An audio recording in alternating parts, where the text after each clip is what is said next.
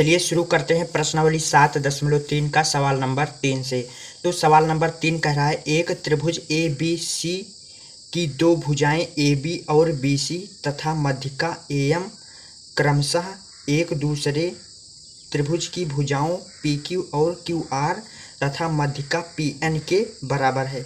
तो देखिए यहाँ पर पहला त्रिभुज ए बी सी है, तो यहाँ से ए बी सी ये पहला त्रिभुज है, पी क्यू आर ये दूसरा त्रिभुज है। कह रहा है ए बी और बी सी तथा मध्यिका ए एम दूसरे त्रिभुज की भुजाओं पी क्यू क्यू आर और पी एन के बराबर है। तो यहाँ पर जो भुजा ए बी है वह बराबर है भुजा पी क्यू के, और भुजा ए सी बराबर है भुजा पी आर के, और जो यह मध्यिका है ए एम और पी एन ये दोनों बराबर। दर्शाइए कि पहला हमें सिद्ध करना है कि त्रिभुज ए बी एम अर्थात ये वाला त्रिभुज सर्वांगसम सिद्ध करना है त्रिभुज पी क्यू एन अर्थात ये वाला त्रिभुज और ये वाला त्रिभुज ये दोनों हमें सर्वांगसम सिद्ध करना है।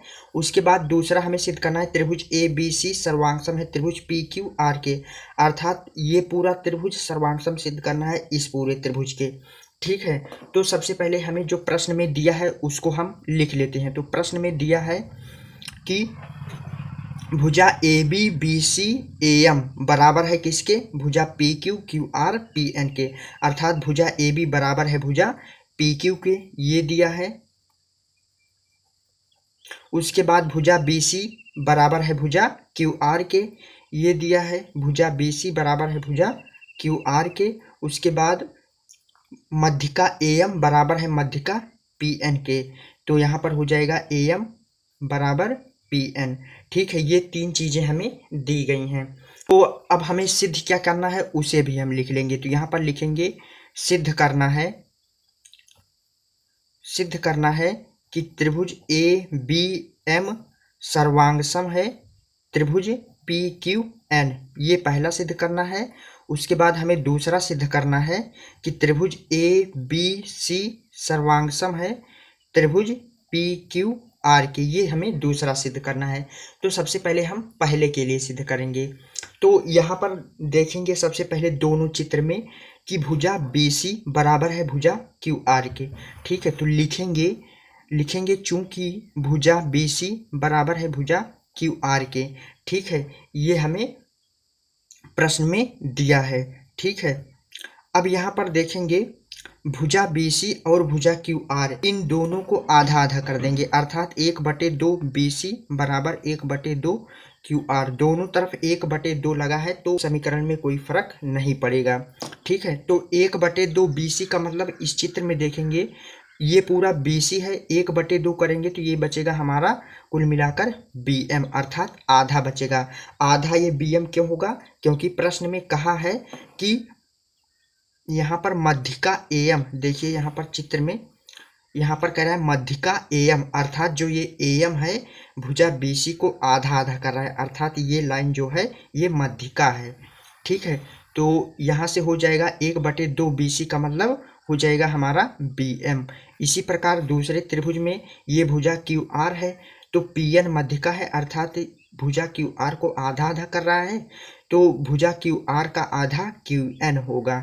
ठीक है, तो यहाँ पर 1/2 क्यू आर का मतलब ये हो जाएगा हमारा क्यू एन। ठीक है, तो बी एम बराबर क्यू एन हो गया। यह क्यों होगा, तो यहाँ पर लिख देंगे चूंकि ए एम और पी एन मध्यिकाएं हैं।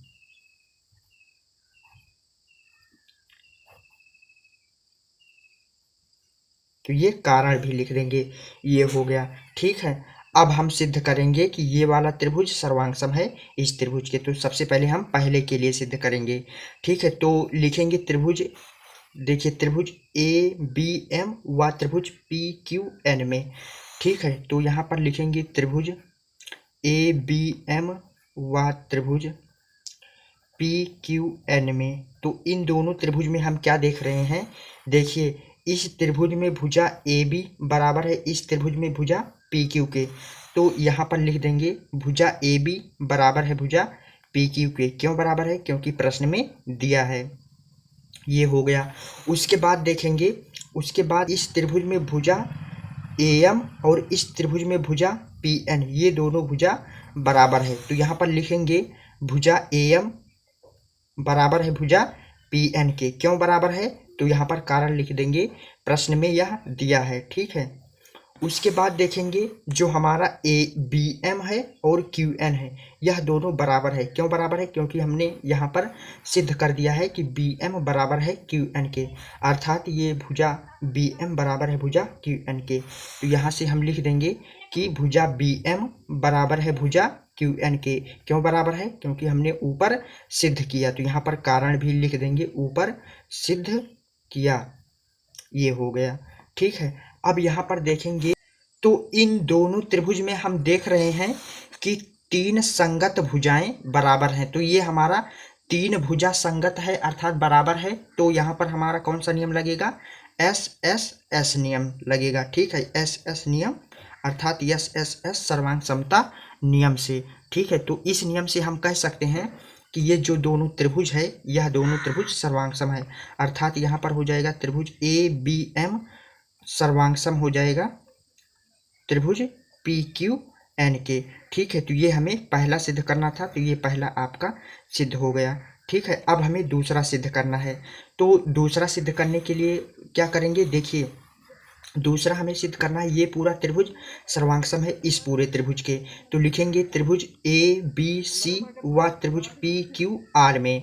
तो यहाँ पर हम लिखेंगे त्रिभुज ABC व त्रिभुज PQR में। अब इन दोनों त्रिभुज में हम क्या देख रहे हैं कि देखिए यहाँ पर देखेंगे, देखिए इस पूरे त्रिभुज में और इस पूरे त्रिभुज में देखिए कोण B, ये हमारा है कोण B और ये है हमारा कोण Q, ये दोनों कोण बराबर होगा। क्यों बराबर होगा? क्योंकि हम लोगों ने सिद्ध किया है कि ये इतना त्रिभुज सर्वांगसम है ये इतने त्रिभुज के, अर्थात इस कोण के संगत ये वाला कोण बराबर होगा। तो इस पूरे त्रिभुज में ये वाला कोण और इस पूरे त्रिभुज में ये वाला कोण बराबर हम कह सकते हैं। ठीक है, तो यहाँ से हम लिख देंगे कि कोण B बराबर है कोण Q के। क्यों बराबर है? क्योंकि हम लोगों ने सिद्ध कर दिया है कि त्रिभुज ABM सर्वांगसम है त्रिभुज PQN के। ठीक है, ये कारण लिख देंगे, ये हो गया। अब देखिए यहाँ पर कि भुजा AC बराबर होगा भुजा PR के। क्यों बराबर होगा? क्योंकि प्रश्न में कहा है। ठीक है, तो यहाँ पर इस पूरे त्रिभुज में भुजा AC बराबर होगा इस पूरे त्रिभुज में भुजा PR के। ठीक है, तो ये हो जाएगा हमारा,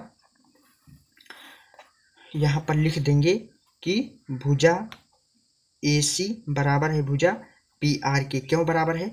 यह प्रश्न में दिया है। तो इस तरीके से कारण भी हम लिख देंगे। ठीक है, उसके बाद देखेंगे ये जो हमारा भुजा AB है बराबर होगा भुजा PQ के।